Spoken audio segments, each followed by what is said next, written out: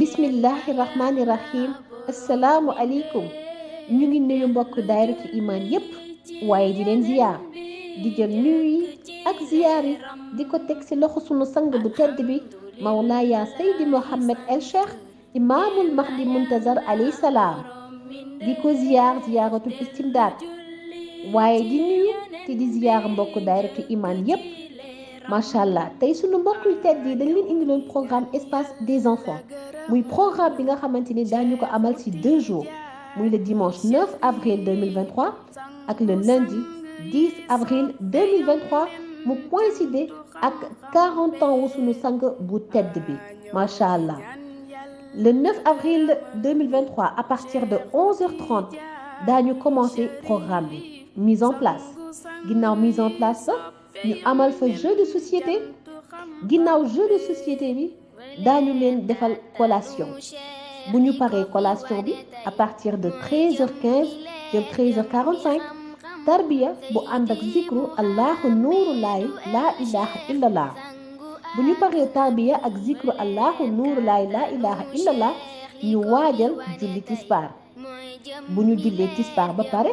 pour xale yi nga xamante ne jotuñu woon woor ñu préparer leen seen déjeuner ginnaaw loolu 15h jëm 16h muy première édition symposium espace des enfants fan lañ ko fas yéene amal ci Zawiya Medina Cheikh Tidiane thème bi nekk la place de la jeunesse dans la mission de l'imam Al Mahdi loolu mooy programme 9 avril le 10 avril 2023 à partir de 10h30 jëm 11h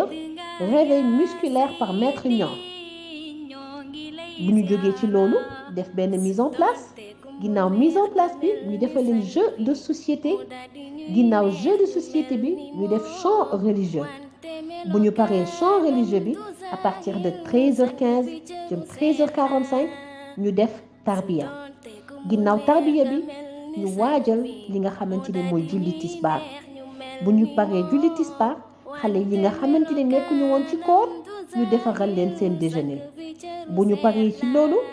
15h30 jëm 16h30 récitation coranique chers parents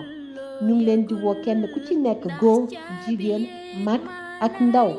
képp kuy membre daayiratu imaan ñu ngi lay invité nga assister ci programme bi nga xamante ni mooy première édition symposium espace des enfants bu leen ko kenn nett gi ñu ngi leen di tàggatoo ci baatu assalaamu aleykum wa rahmatullahi taala wa barakaatuhu di borom yatu haqiqa bi ya imamal mahdi borom kalagu wet gi borom kurusu harafat bi di borom yatu haqiqa bi ya imamal mahdi borom kalagu wet gi